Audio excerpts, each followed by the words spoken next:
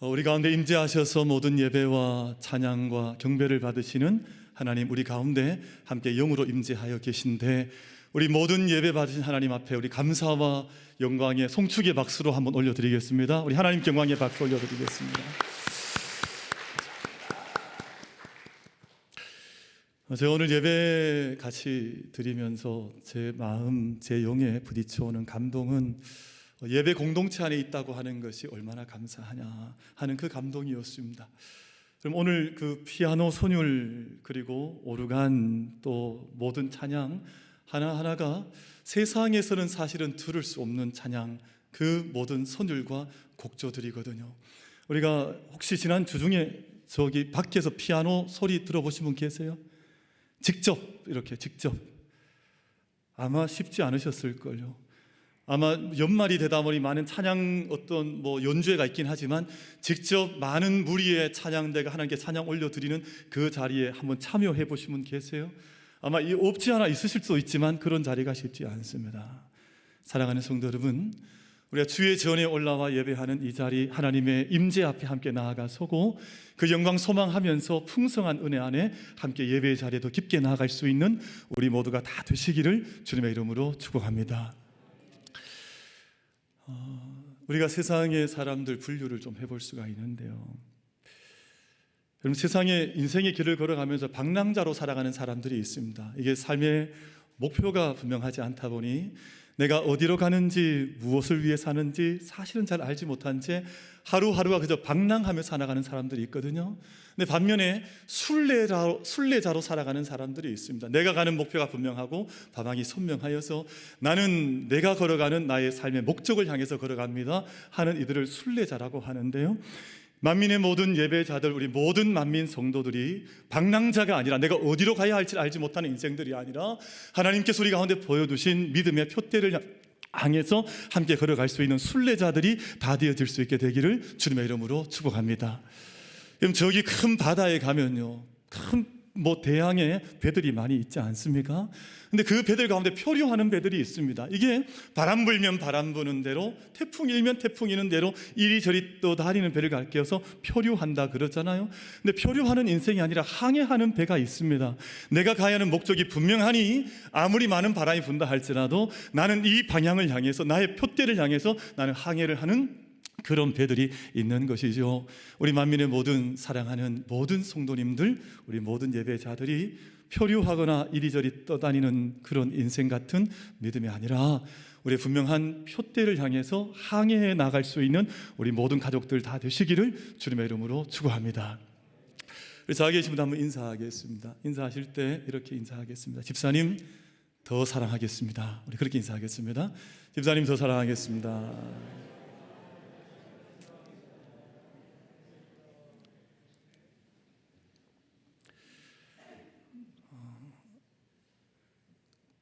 고백 다 정직하게 하신 거죠?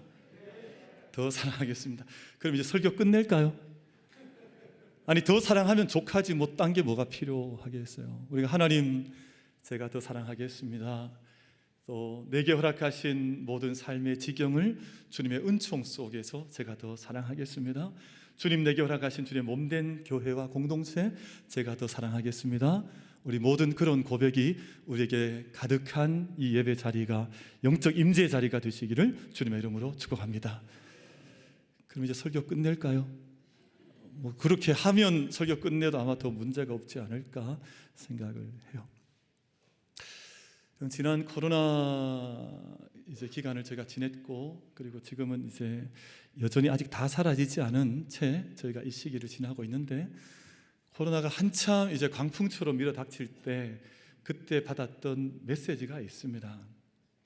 몇 가지 다양한 메시지를 글로 표현한 분들도 많이 있었는데 이런 이야기들이 있었죠. 마스크를 너희가 이렇게 하는 것은 잠잠하라는 뜻이다. 왜냐하면 많은 불필요한 말들, 거짓말, 그리고 막말, 거친 말을 좀 너희가 이제는 좀 그만 그치고 이제는 남의 말에 좀 귀를 기울일 수 있어야 되지 않겠느냐. 그때 마스크를 한 이유를 하나님께서 우리에게 이런 시간을 주시는구나, 그렇게 받았던 분들이 많이 있었습니다. 마스크를 하라고 하는 것은 너희의 좀 말을 그치고 잠잠한 가운데 들려주시는 하나님의 세미하신 음성을 내가 들어야 되지 않겠느냐. 제가 그렇게 그때 그 사인을 받았습니다.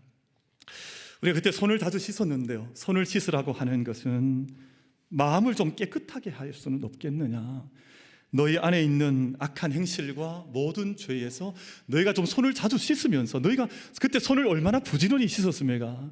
그때 손을 얼마나 많이 소독했습니까? 근데 소독하지 않으면 다 죽는 줄 알고 소독하고 또 씻고 막 그랬는데, 그때 그것을 우리가 사인으로 받는 것은 우리가 이제는 좀 악한 모든 것들을 좀 그치고, 남을 정죄하고 비판하고 끊임없이 악을 행하는 악한 행실을 그치고 선한 행실에 나서야 하는 그 하나님의 부르심으로 그때 그 시간을 해석해서 사인으로 받았던 분들이 있었습니다.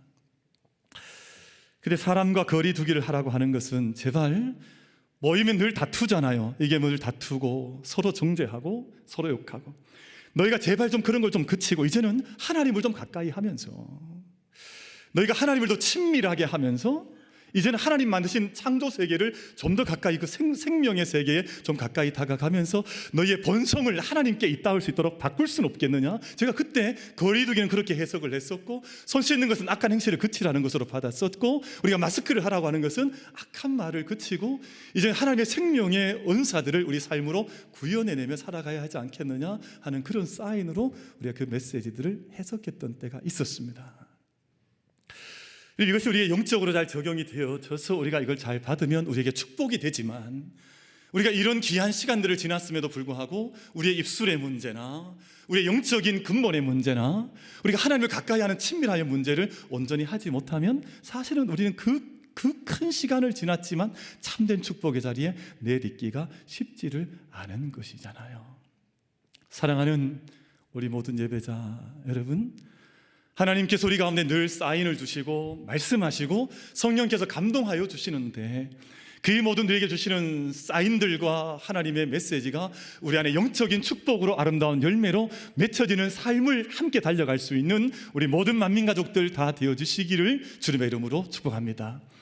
오늘 제가 마가복음 13장 말씀을 읽었습니다. 본문으로 말씀 받았는데, 이 13장 말씀, 원래는 예루살렘 성전이 이제는 멸망하게 될 것을 이제 앞두고 제자들이 물었습니다.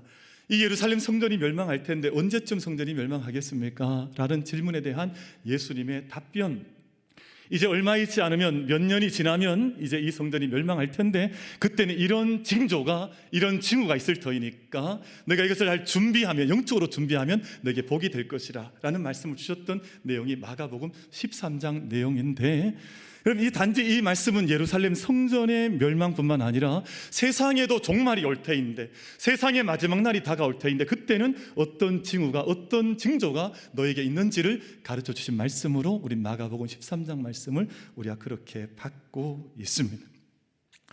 그럼 성전의 종말에 대한 말씀을 예수님께서 주시면서 세상의 심틈이라 그러죠. 마지막 종말의 징후들을 여러 가지를 말씀을 하셨습니다. 오늘 13장 5절 이하에서부터 그 모든 말씀을 주님께서 하셨는데, 사람을 미혹하는 일이 많을 것이다. 그럼 사람이 속고 깊은 영적인 속임 속에 빠져서 자기 인생길을 잃어버리는 일들이 너희 가운데 많을 것이다. 난리와 난리의 소문이 끊임없이 퍼져나갈 것이다. 여러분, 지금 세상이 그렇지 않던가요? 난리와 난리의 소문이 일어나고 민족이 민족을, 나라가 나라를 대항하면서 끊임없는 전쟁의 소문이 너희 가운데 들려올 것이다. 곳곳에 지진과 기근 같은 재난이 너희 가운데 있을 것이고, 사람들이 복음을 반대할 것이다. 그리고 복음을 전하는 사람들은 사람들에게 미움을 받게 될 것이다. 그리고 마지막 가장 결정적으로 주신 말씀이, 멸망에 가증한 것이 서지 못할 것에 서는 일들도 너희 가운데 나타날 것이다. 이런 말씀을 주님께서 마지막 때에 나타날 징조들의 말씀으로 5절 이하에서 많은 말씀을 우리 가운데 가르쳐 주셨습니다. 그러면 이런 모든 여러 가지 징조와 징후들 앞에서, 그렇다면 우리가 가져야 할 삶의 태도, 우리의 믿음의 방식은 어떠할 것인가를 주님께서 오늘 한 가지 가르쳐 말씀하시는데, 그것이 바로 기다리라는 것입니다. 근데 기다리는데 그냥 기다리는 것이 아니라 깨어서 기다리라. 너희가 깨어 기다리는 삶을 그 모든 징조가 나타날 때에 너희가 가져가야 되지 않겠느냐 하는 말씀을 주셨는데요. 그래서 우리가 오늘 말씀을 통해서 세 가지 말씀을 좀 받으려 그럽니다. 왜 우리가 깨어 있어야 하느냐?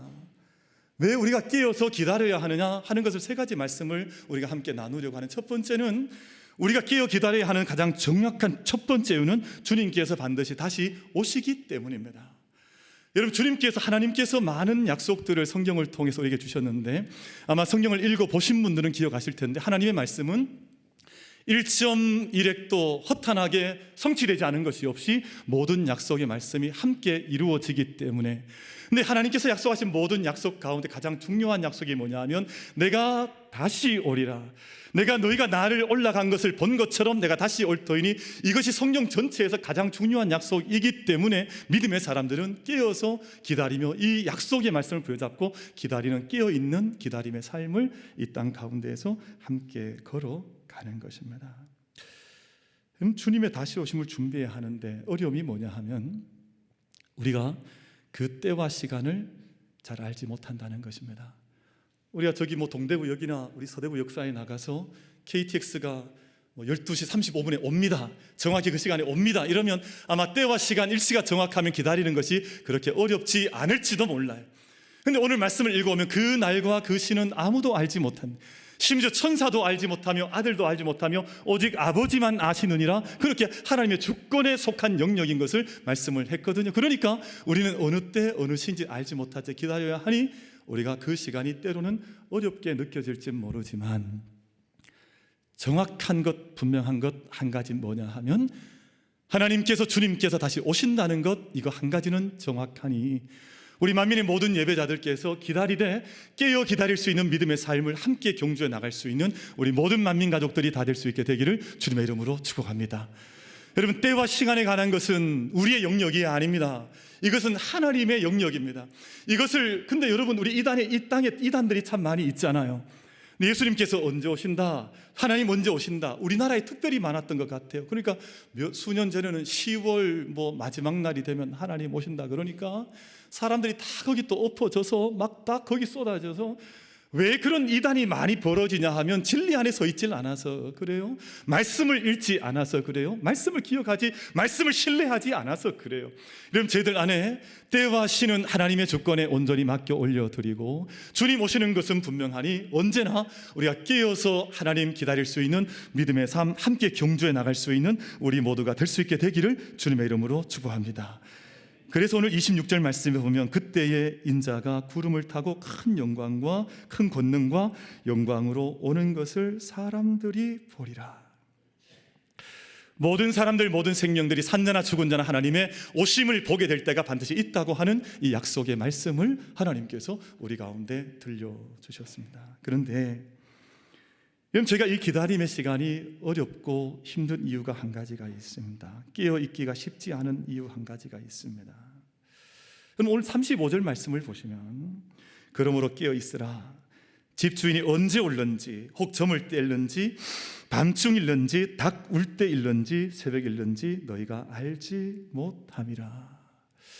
그럼 네 가지 시간, 크게 세 가지 시간을 말씀하셨는데, 저물 때, 깊은 밤중, 닭 울 때, 새벽. 그럼 이 시간의 특징들이 무엇이냐 하면, 깨어서 기다리기가 어렵다고 하는 특징을 가지고 있습니다.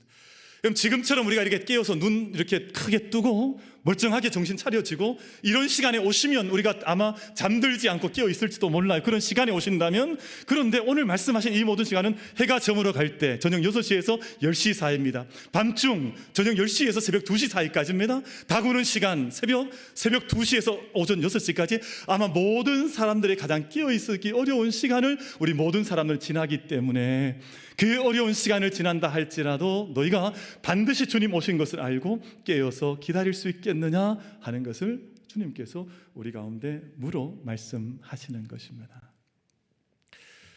제가 어릴 때 우리 새벽송 경험을 많이 했습니다. 지금 이제 이때쯤이 되면 새벽송 준비를 하잖아요. 옛날 시골 교회들에서. 근데 저도 이제 어릴 때 이제 잠들 때 새벽송이 온다는 그 약속한 날 되어지면 24일, 25일 일때가 되어지면 저도 새벽송 오는 우리 청년들, 또 우리 집사님, 권사님들 제가 기다렸습니다. 어린 나이였지만 오늘 저녁에 드디어 오시는구나. 그러면 불 밝혀놓고, 그때 등도 이렇게 피워서 밝혀놓고 그랬거든요. 그래서 제가 밤을 막 이렇게 오늘 밤을 잘 새워서 오늘 꼭 만나야지, 꼭 이분들 이제 찬양 기쁘다 하면 나가서 내가 맞아야지 라고 생각하고 마음을 얼마나 많이 다짐을 했는지 모릅니다. 그리고 누나한테, 형한테, 형 나 자면 꼭 깨워줘, 누나한테 누나 꼭 깨워야 돼, 부탁을 했는데 11시쯤 됐는데 제가 그만 잠들어 버렸어요. 눈을 번쩍 떴습니다. 그러다가 눈을 번쩍 떴는데 저희 누나가 그러더라고요. 왔다 갔다 이러더라고요. 아니 지금 아니 그렇게 기다렸는데 아니 깨워줄 것이지 왜 안 깨웠냐면 좀 잠들지 말아라, 깨워줬으면 얼마나 좋았겠어요. 그런데 왜 그렇게 어렵냐 하면 그때가 한밤중이기 때문에, 그때가 닭 오는 새벽에 아이가 일어나기가 얼마나 어려워요. 그때 새벽 성도 오는 분들은 늘 밤 11시쯤 늦은 밤에 시작을 했거든요. 장로님 댁에 함께 모여서 떡국 함께 말아 먹고, 그리고 권사님들 준비해 주시면 먹고 나서 몸 데펴서 출발을 하니 어린 아이가 기다리기 얼마나 힘들었겠습니까? 근데 오늘 주신 말씀이 바로 그런 시간입니다. 한밤중에 또는 새벽 미명에 우리가 정말 깨어있기 힘든 그런 시간들이 있는데, 너희가 그때도 주님 오시는 것을 알고 너희가 기다리며 깨어있을 수 있겠느냐, 이 말씀을 주시는 것이거든요.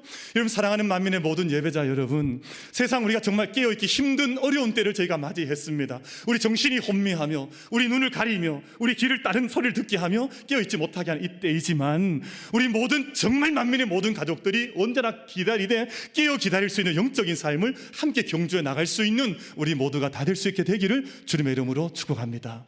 이것이 오늘 본문에서 내가 깨어서 기다릴 수 있겠느냐 하신 말씀인데요, 그럼 깨어 기다린다고 하는 말씀이 갖는 영적인 의미가 있습니다.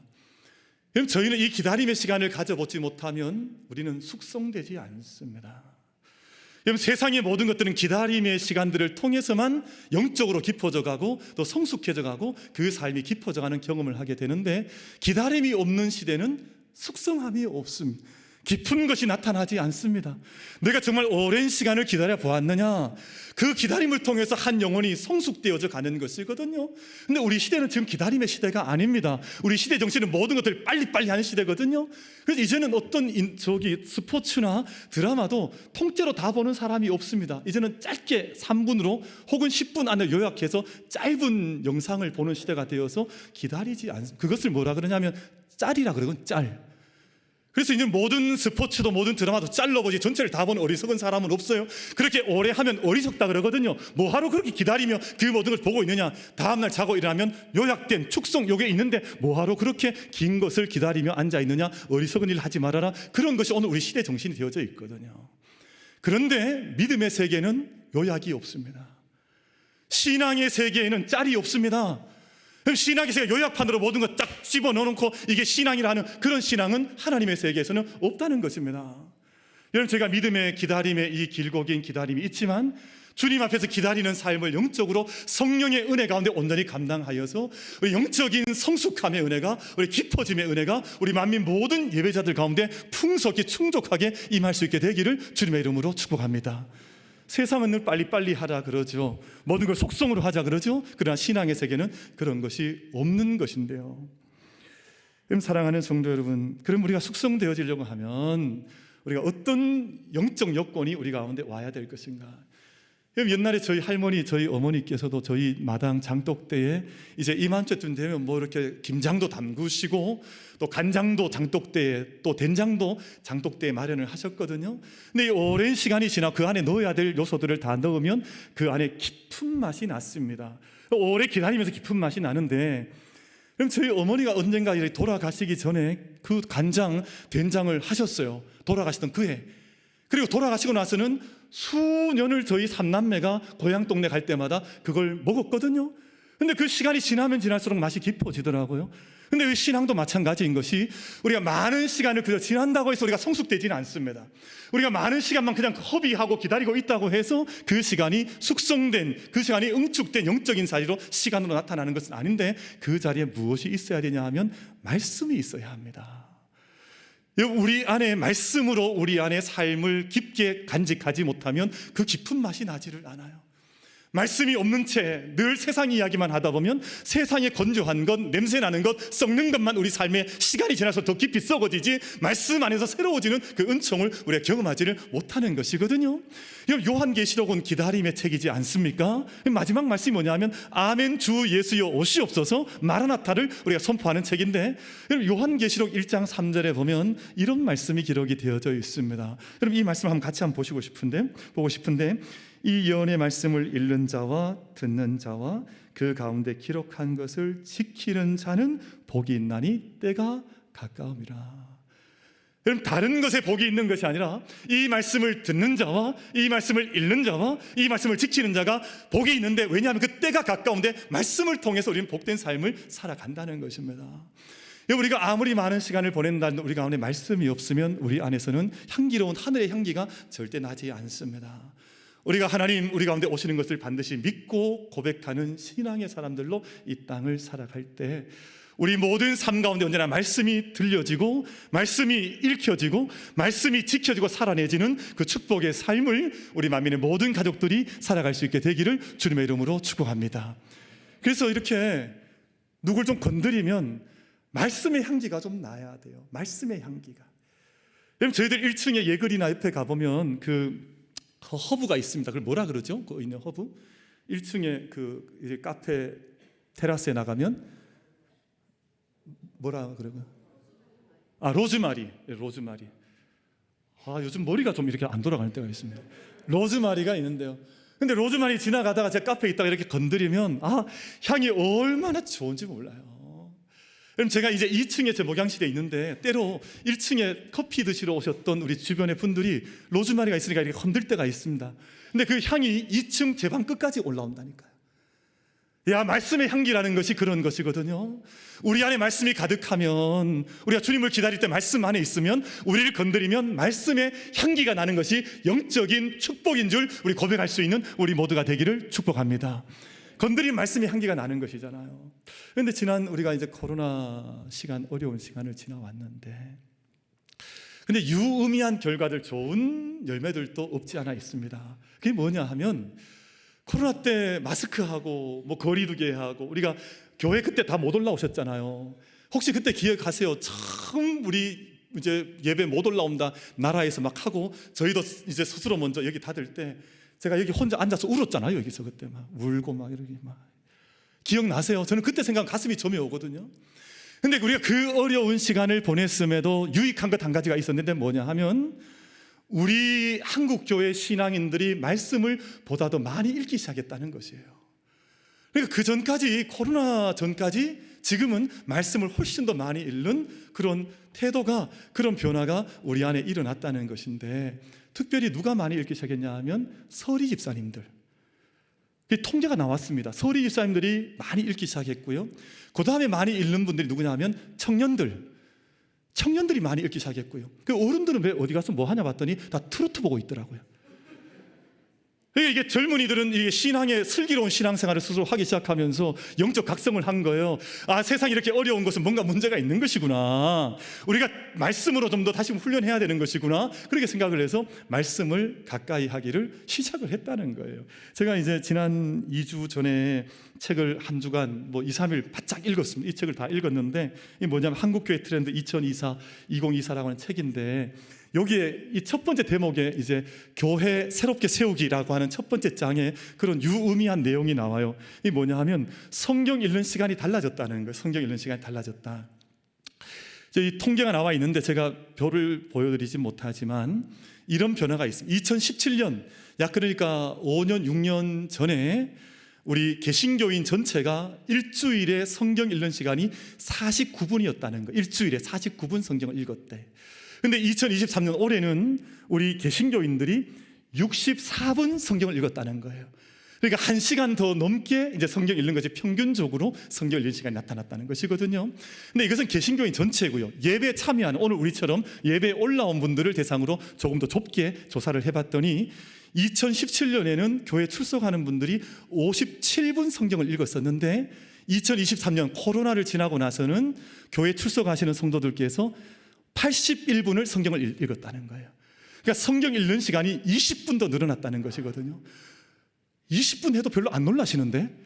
아니, 성경 읽는 시간이 20분 늘어나면 얼마나 많이 늘어난 거예요? 그러니까 이게 늘어났고, 기도 시간도 늘어났습니다. 그리고 큐티 하는 시간도 늘어났다는 거예요.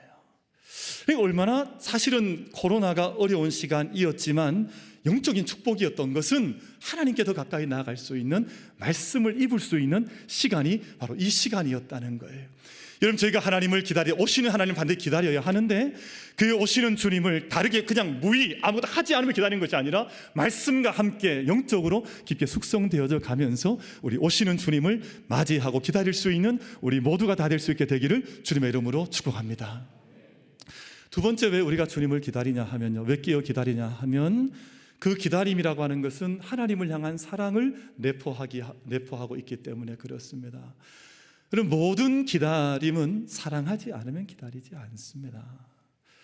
모든 생명, 모든 역사는 사랑하기 때문에 기다림 속에서 모든 것이 익어가는 것인데요, 여러분, 어린 아이가 이제 이 땅에 태어나는데 부모가 얼마나 아이가 보고 싶겠어요. 그러나 반드시 모든 아이를 가진 그 가족들은 10달을 기다려야 합니다. 그래야 그 아이가 정말 예쁜 사랑스러운 모습으로 태어나는 그 순간을 함께 맞이하는 것이거든요. 걸음마를 떼고 옹알이를 하고 그 어역한 성인이 되어서 한 사람의 몫을 다하기까지 이 모든 과정 속에는 기다림이라고 하는 것이 있습니다. 세상의 사람들이 기다리는 것을 하지 않는 사람도 있습니다. 기다리는 것 싫다, 그냥 속성이 좋다. 여러분, 공부를 좀 해보신 분들은 다 아실 텐데, 우리 만민교회 성도님 다 공부를 많이 하시잖아요. 근데 속성 좋아하는데요, 속성의 특징이 뭐냐 하면, 당장 성적은 좀 낼 수 있는지 모르지만 그것은 절대 오래 기억에 남지 않습니다. 그럼 속성으로 집도 지을 수 있고요, 속성으로 다리도 놓을 수 있고요, 아파트도 올릴 수 있습니다. 근데 충분히 양생시키지 못한 모든 건물은 어떤 위기가 닥치면 반드시 무너지게 되어져 있습니다.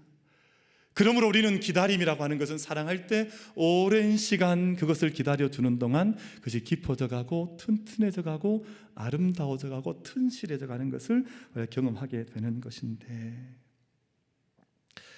그럼 저희가 이 기다림이라고 하는 것은 신앙의 본질에 속합니다.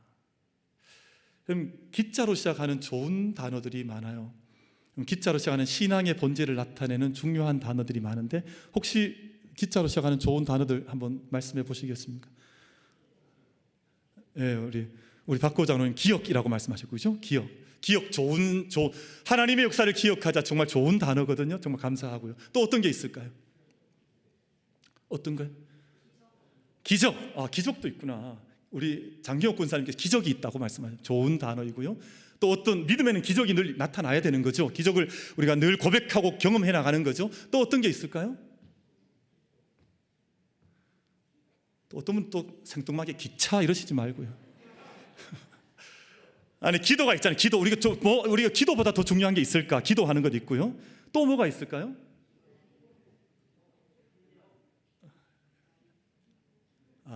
저 뒤에 누가 또 답을 누가 답을 저렇게 내 가지고 말이 벌써. 그러니까 또 기쁨이 있잖아요. 근데 여러분, 그 데살로니가전서 5장에 보면 항상 기뻐하라, 쉬지 말고 기도하라, 이게 다 이제 기자로 시작하는 것인데, 기억하는 것, 기뻐하는 것, 기도하는 것, 또 우리가 기뻐하는 이런 거 많잖아요. 근데 이 모든 것들이 무엇을 향하냐 하면 기다리는 것을 향하고 있습니다. 왜냐하면 데살로니가전서 5장은 주님의 오심을 기다리라고 하는 종말에 대한 말씀인데, 너희가 무엇을 하며 기다리겠느냐? 기도하며 기다리라는 것이에요. 너희 기다리는 태도가 어떻게 해야 되겠느냐? 너희가 짜증내고 다투고 분열하고 이렇게 기다리는 것이 아니라 서로를 기쁨 가운데 기다리라는 것이거든요. 그래서 기다린다고 하는 것은 가장 궁극적인 근본적인 하나님의 믿음의 일이 기다림이라는 것인데, 이 모든 일을 위해서 너희가 기다린 동안 기도할 것이요, 기뻐할 것이요, 너희가 항상 기적을 볼 것이요, 이렇게 성경에서 말씀하시는 것이라고요. 근데 이 말씀이 진리인 것은 성경 속에 나타난 하나님은 우리를 기다리시는 하나님 아버지로, 여러분, 성경은 우리에게 그렇게 말씀을 하고 있습니다. 그림 한 장 좀 보여드리려고 하는데, 그림이 크면 그냥 통째로 보여주셔도 괜찮습니다. 렘브란트의 돌아온 이제 탕자에 대한 이하 말씀인데, 탕자의 기향이라고 하는, 근데 저는 이 말씀이 누가복음 15장의 말씀인데 성경의 가장 중심이라고 저는 이 말씀을 부여잡고 있습니다. 하나님을 우리 가운데 가르쳐 주시는데 하나님은 기다리시는 아버지라는 거예요. 정말 세상 가운데 나아가서 그렇게 방황하고 그렇게 돼지 지엄 열매를 먹고 고통하고 있는 이 아들을 끝내 포기하지 않으시고 기다려주시는 아버지가 우리 하나님이시라는 것입니다.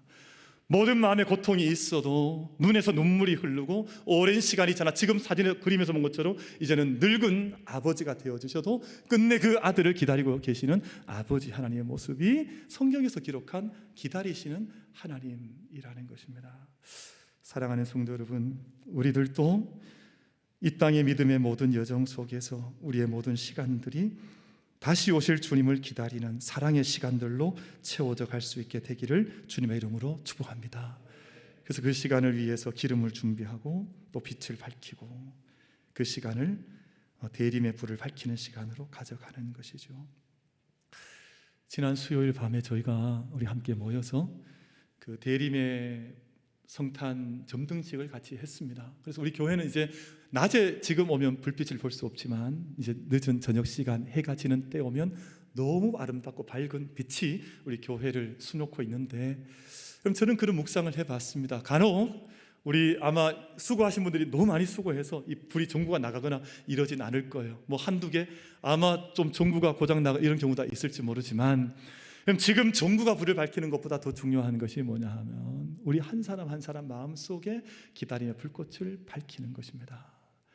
저희들 안에 우리 각자 안에 교회 외벽에 불 많이 밝힌 것 중요하죠. 그러나 여러분, 저희가 이 교회 외벽을 밝힌 불꽃을 자랑하는 것이 아니라 내 안에 불꽃이 있습니다. 내 안에 주님을 기다립니다. 주님을 향하는 마음으로 내가 이 불꽃을 밝히고 하나님 향한 사랑 가운데 내가 이 불을 꺼뜨리지 않겠습니다. 그 고백이 우리 모두에게 임하게 되기를 주님의 이름으로 축복합니다. 마지막 한 가지, 우리가 주님을 기다리는 것은 하나님께서 우리에게 주신 미션 사명이 있기 때문입니다. 여러분 34절 말씀 보시면, 가령 사람이 집을 떠나 타국으로 갈 때에 그 종들에게 권한을 주어 각각 사물을 맡기며 문지에게 깨어 있으라 명함과 같으니 라고 말씀을 했습니다.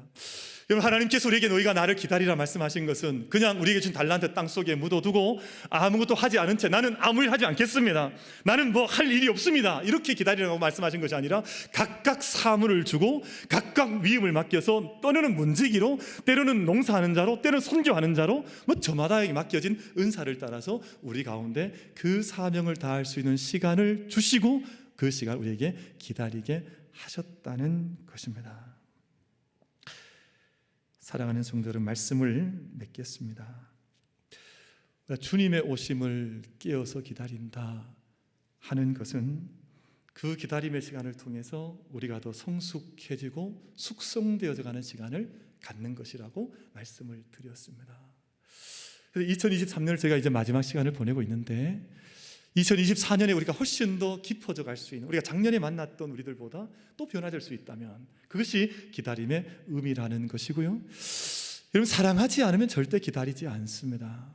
여러분, 장기려 박사님 계시죠? 다 아실 텐데 이제 이북에서 내려오셨죠. 이북에서 내려오셔서 이제 부산 지역을 중심으로, 그래서 한국의 슈바이처라고 하는 별칭을 얻으셨는데 이분이 가족들이 다 이북에 있었습니다. 그러니까 한국으로 홀몸으로 이제 내려왔는데 많은 사람들 주변에서 이제 권면을 했죠. 박사님, 선생님, 이렇게 홀로 내려와서 외롭게 사지 마시고 이제 새롭게 사람을 좀 만나시거나 아니면 뭐 결혼을 좀 하시거나 이렇게 돼야 되지 않겠습니까? 그랬더니 우리 장기리 박사님께서 하신 말씀이, 북한에 있는 내 아내도 틀림없이 나를 기다릴 텐데 우리가 언젠가 내가 내 아내를 만나게 될 때 내가 부끄럽게 만나기 싫고 나는 내 아내가 나를 기다려주는 것처럼 나도 그렇게 아내를 기다리다가 내 아내를 만나고 싶습니다. 이 얘기를 하시면서 40년 넘어 그렇게 자기 기다림의 시간을 사신 거예요.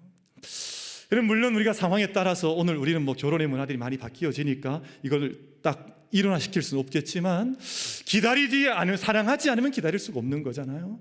우리가 주님을 기다린다 할 때 하나님에 대한 사랑을 내 마음과 영혼 속에 길어 올리면서 그 기다림의 시간들을 주님 앞에서 가져가는 것이죠. 또 뿐만 아니라 내게 맡겨주신 사명과 위임, 은사를 다해가면서 기다림의 삶을 사는 것입니다. 사랑하는 성도 여러분, 혹시나 이제 마지막 질문을 드리고 말씀 맺고자 하는데, 혹시 잠들어 계신 분은 계시지 않으십니까? 혹시 깊은 잠에 빠져 있는 분은 있지 않으신가요? 그럼 지난 목요일 4월 30일 새벽 시간, 새벽에 우리 지금 박고호 장로님 앉아 계신 이 자리에 제가 내 새벽 기도 때 앉는 자리잖아요. 우리 이중순 우리 비택 장로님 계신 이 자리인데, 새벽 기도를 준비하려고 마지막 목요일이었습니다. 4월 달의 마지막 날 이제 새벽 기도를 위해서 이제 준비해서 앉아 있는데, 갑자기 우리 본당 안에 기도하러 올라오셨던 모든 분들의 핸드폰에서 막 알람이 울려 버렸습니다. 막 갑자기 삐삐삐거리고 그래서 저도 깜짝 놀래. 이게 뭐냐 봤더니 지진이 났다네. 지진이 났다. 경주에서 지진이 났다. 경주 동남쪽 몇 킬로에 진도 4.3 지진이 났다. 그리고 이제 제가 보는데 그 한 1, 2초 뒤에 교회가 구릉 했습니다. 여기가 다 울린 거예요. 제가 그날 아침에 그 경험을 하면서 무슨 생각을 많이 했는가 하니, 이 지진이 이 땅의 지축을 흔들 줄 누가 알았겠느냐. 우리 그날 아침에 깨어있던 모든 분들 아무도 그 시간에 4시 55분 20, 30초 지나갈 때 지진이 날 줄 누가 알았겠느냐. 모든 것 끝난 다음에 알람이 울리는 것이지만 하나님께서 우리에게 미리 알람을 알려주셔서 너희에게 마지막 종말이 있으니 너희가 참된 기다림을 감당해 나아가고 사랑의 기다림을 감당해 나아가고 참된 영적인 은사를 발휘할 수 있는 기다림을 너희가 감당해 나가야 되지 않겠느냐. 그 말씀을 오늘 우리들 가운데 주신 것입니다. 그럼 잠언 말씀을 읽어오면 어리석은 자여 내가 어느 때까지 잠을 자겠느냐 하는 그 말씀이 기록이 되어져 있습니다. 내가 언제까지 두 손을 모으고 잠자리 깊이 빠져서 내가 잠을 깨어나지 못하는 삶을 살겠느냐. 좀 더 자자 좀 더 졸자 하면 내 곰핍이 내 빈궁이 군사같이 강도같이 이를 터인데 너희가 어찌 그런 날을 맞이하겠느냐. 그 말씀을 주시거든요. 여러분, 이 말씀 우리 삶의 실천을 위한 말씀이기도 하지만 저는 영적인 결산을 준비하는 사람들 향한 준비의 말씀으로 우리 가운데 주신 말씀으로 이 말씀 받습니다. 너희가 어느 때까지 잠자리에 빠져 있겠느냐. 네가 언제까지 세상 모습 닮아가느라 그렇게 깊은 잠에 빠져 있겠느냐. 어리석은 자요, 네가 언제까지 잘 것이냐. 말씀과 함께 일어나서 우리가 함께 이 잠을 깨워서 우리가 어리석은 자들 아니라 영적으로 곰핍한 인생들이 아니라 충족한 넘치는 우리가 기름을 준비하고 넘치는 불꽃을 피워 올릴 수 있는 그 기다림의 삶을 함께 경주해 나아가는 우리 모든 만민 가족들 다 되어지시기를 주님의 이름으로 축복합니다. 기도하겠습니다. 하나님 아버지,